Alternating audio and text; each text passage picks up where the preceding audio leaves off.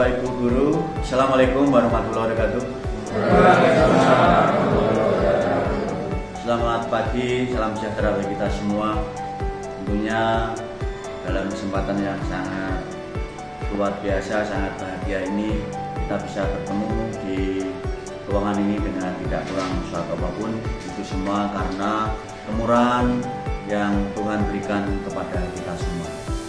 Bapak Ibu yang saya hormati, pada kesempatan ini kita akan membicarakan tentang pengelolaan kinerja PMM, terutama Dewan Guru, yang berdasarkan tentang perencanaan kinerja KS, yaitu tentang refleksi program pengembangan kompetensi guru.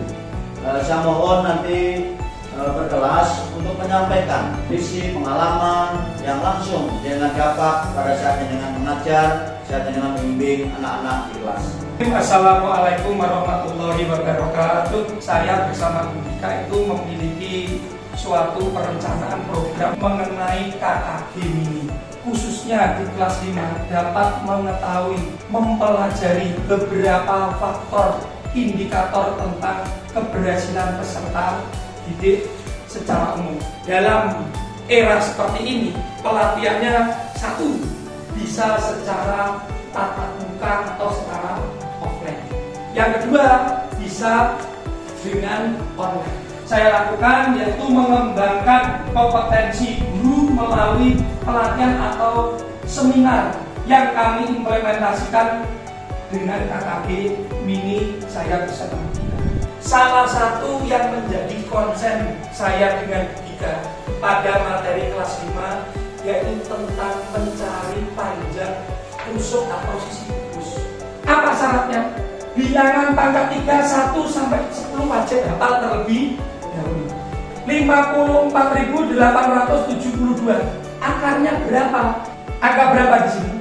54. Kita lihat hasilnya di sini. Adakah angka 54? Tidak ada. Syaratnya hasil yang paling mendekati 50. Angka berapa yang paling mendekati? 27. Mengapa tidak 64? Karena melebihi. Tidak boleh. 27 ini asalnya dari mana? 3 pangkat 3, angkanya 3. Kita tulis di depan. Ya, terima kasih kepada Montok yang sudah memberikan materi. Kita berikan plus untuk Montok. Tentunya banyak pengalaman yang kita dapat, ya, temuan-temuan baru yang sangat luar biasa. Bagaimana cara menghitung lebih cepat, tidak butuh waktu yang lama. Ya, kami berharap bisa dicoba di kelas lain. Nah, ini harapan saya dari materi yang telah dengan sampaikan tadi. Ya, Bu Fitri. Ya.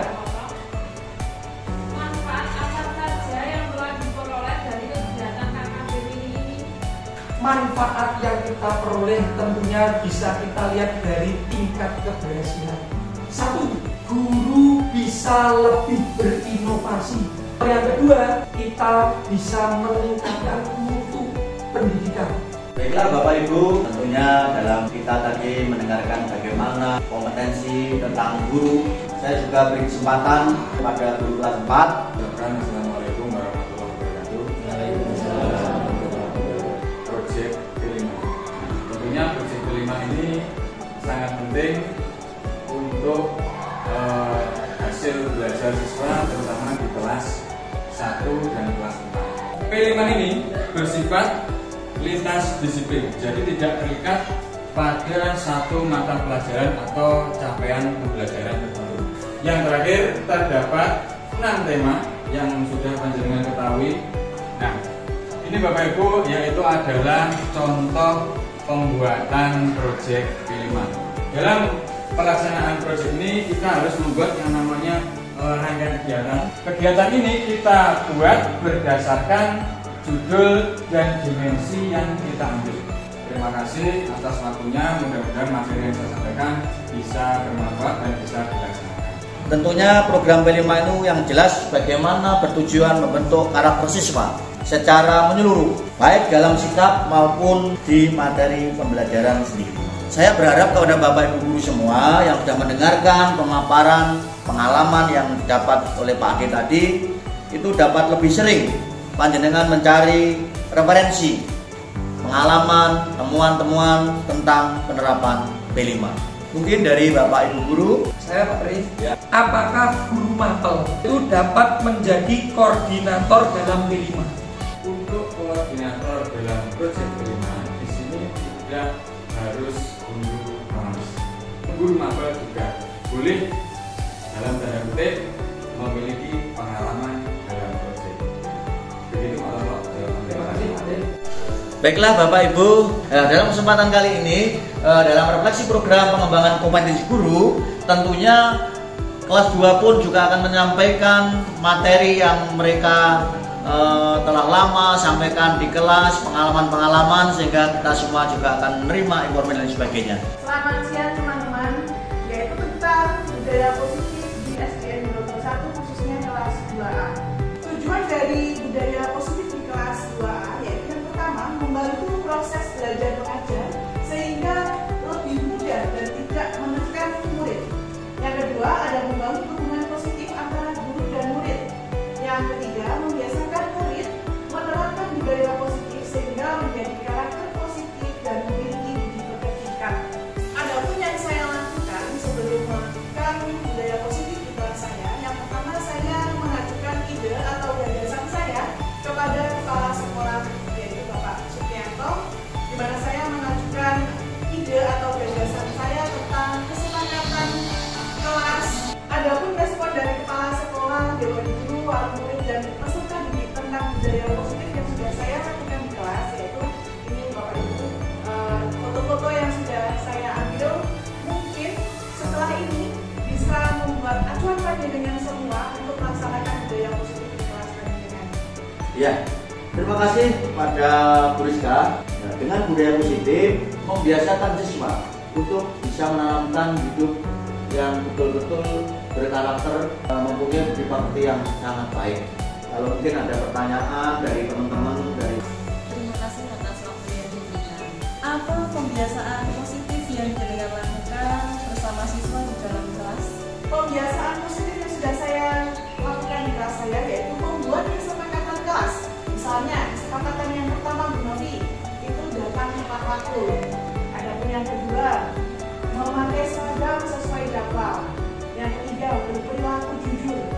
Yang keempat saling menghargai. Yang kelima menjaga kebersihan. Baiklah Bapak Ibu, tentunya dalam kesempatan ini juga dalam kesempatan ini saya mohon guru kelas 3 untuk menyampaikan materi. Assalamualaikum warahmatullahi wabarakatuh. Di sini saya akan menyampaikan pembelajaran sosial emosional pada kelas saya. Pembelajaran sosial emosional atau yang dikenal dengan PSE ini sangat mempengaruhi keberhasilan kita dalam pembelajaran. Bapak Ibu tidak asing dengan PSE, pengertian pembelajaran sosial emosional, tapi tentunya yang lainnya juga bertanya-tanya. Pembelajaran sosial emosional ini diartikan sebagai pembelajaran kolaboratif yang melibatkan seluruh pihak yang terkait. Ini tujuannya untuk melatih kemampuan peserta didik agar dapat memahami, mengolah, mengekspresikan aspek sosial dan emosional pada diri sendiri terutama. Nah, sekian pemaparan saya yang begitu banyak. Terima kasih Bapak Ibu. Terima kasih Bu Katut yang sudah menyampaikan materi tentang pengembangan pengelolaan emosional. Tentunya materi yang sudah Anda sampaikan itu sangat berpengaruh terhadap kualitas pembelajaran yang ada di lembaga 21 ini. Mungkin dari Bapak Ibu guru ada yang perlu ditanyakan. Ini saya Pak Ri. Ya, monggo, Bro. Apakah Bu Catur memiliki pengalaman mengenai pengelolaan sosial emosional ini di kelas yang diatur kamu sekarang? Pengalaman saya itu banyak sekali yang menangani emosi siswa itu kan antara siswa satu dan siswa yang lainnya tidak sama. Tentunya kita sebagai guru tidak cuma ada masalah satu atau dua. Pastinya semua siswa pernah mempunyai masalah. Saya mempunyai siswa yang sering murung, tidak mau bergaul dengan temannya. Jadi saya melakukan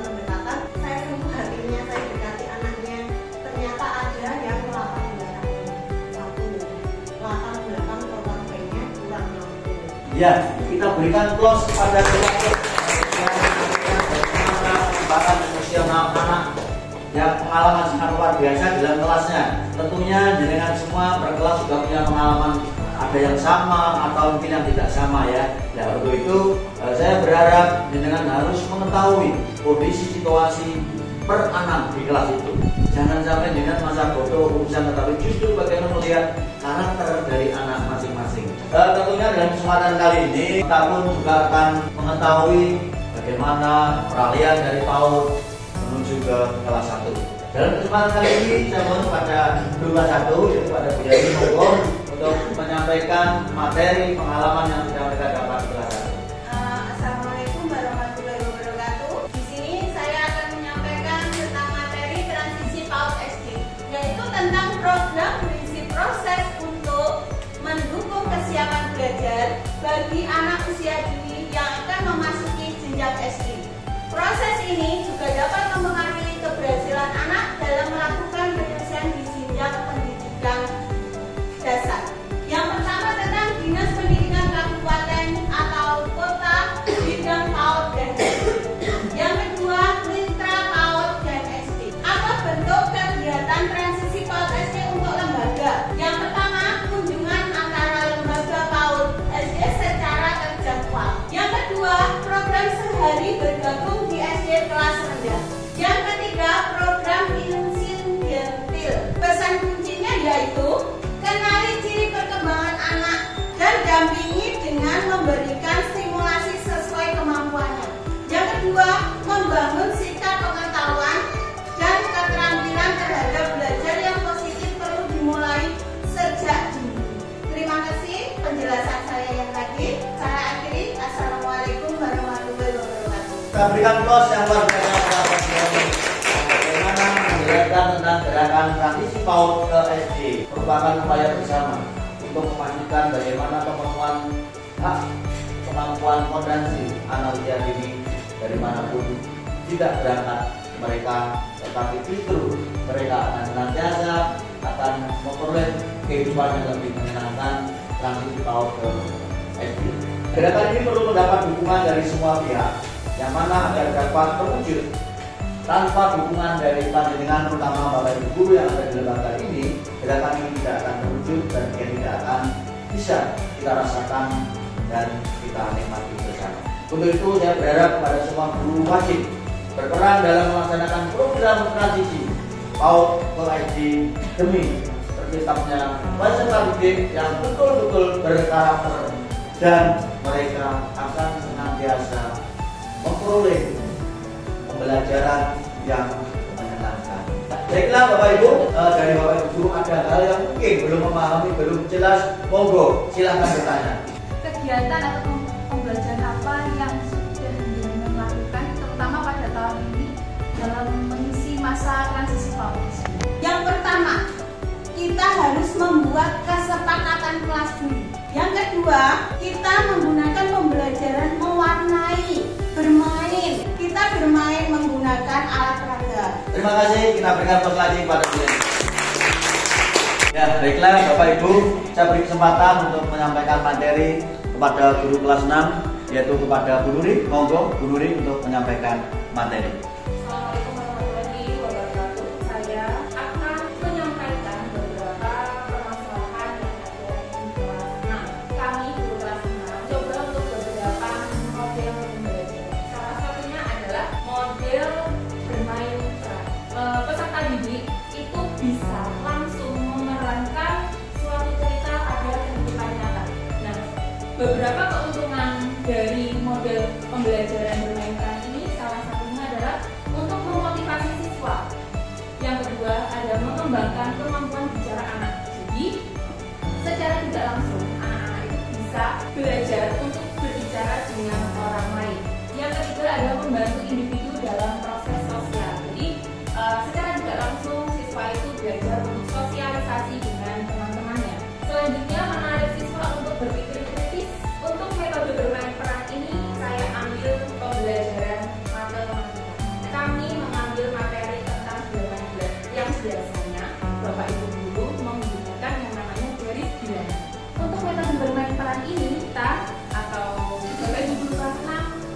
membuat yang namanya bermain peran positif dan juga negatif. Nanti jika satu pasangan itu adalah satu kesatuan, nanti masing-masing anak akan berperan menjadi negatif dan juga positif. Kita ambil saja yang negatif ada 10 anak, yang positif nanti juga 10 anak. Nah, setelah itu di sini kita lihat ya, di sini ada 4 anak yang berperan menjadi negatif. Nanti ada 4 anak yang menjadi berperan negatif dan 7 anak yang berperan positif. Masing-masing anak itu akan mencari pasangannya. Terima kasih Bu Nori yang sudah menyampaikan materi tentang penerapan berbagai metode pembelajaran perlu dilakukan di masing-masing kelas, bukan cuma kelas 6, karena hal tersebut merupakan suatu inovasi pembelajaran yang baru. Tentunya apa yang disampaikan Bu Nuri mungkin dari Bapak Ibu guru ada yang mungkin belum memahami, belum puas, belum jelas, masih bingung, monggo silahkan bertanya, biarlah nanti Bu Nuri yang sudah menjawab materi akan memberikan jawaban. Kalau mungkin kurang jelas saya akan membantu memberikan jawaban kepada panjenengan. Oh ya, monggo Boni. Saya mau bertanya, apakah model pembelajaran ini dapat dilakukan Untuk model pembelajaran ini semuanya bisa menggunakan model pembelajaran. Iya, sangat luar biasa. Terima kasih telah menyampaikan pemaparan materinya. Mudah-mudahan bermanfaat dan berguna bagi semuanya. Baiklah Bapak Ibu, kita semua sudah mendengarkan secara langsung pemaparan materi baik tentang masalah bagaimana mengadakan KKG mini, baik mengenai bagaimana informasi tentang P5, baik bagaimana tentang pengelolaan emosional, begitu pula bagaimana menanamkan budaya positif. Dari berbagai materi itu tentunya juga ada tentang bagaimana transisi dari PAUD ke tingkat SD, begitu pula dengan adanya penerapan pembelajaran yang bisa disampaikan kepada anak-anak. Dari berbagai materi di kelas 1 sampai kelas 6, tentunya pengalaman yang betul-betul kita terima, kita perhatikan, dapat kita perlakukan di kelas kita masing-masing dan saling bagaimana menjaga kekompakan, kebersamaan. Semoga Grogol 1 ini akan menjadi sekolah yang senantiasa meningkatkan mutu yang luar biasa dan banyak masyarakat-masyarakat yang betul-betul peduli, memperhatikan, sehingga ke depan Grogol 1 semakin jaya, semakin luar biasa karena kerjasama dari Bapak Ibu semuanya. Demikian pertemuan kita pada kali ini, mudah-mudahan pertemuan ini dapat bermanfaat dan berguna kita sebagai guru tenaga pendidikan di Kabupaten Kediri, khususnya di Grogol 1. Ada perempuannya saya mohon maaf. Saya kiri wassalamualaikum warahmatullahi wabarakatuh.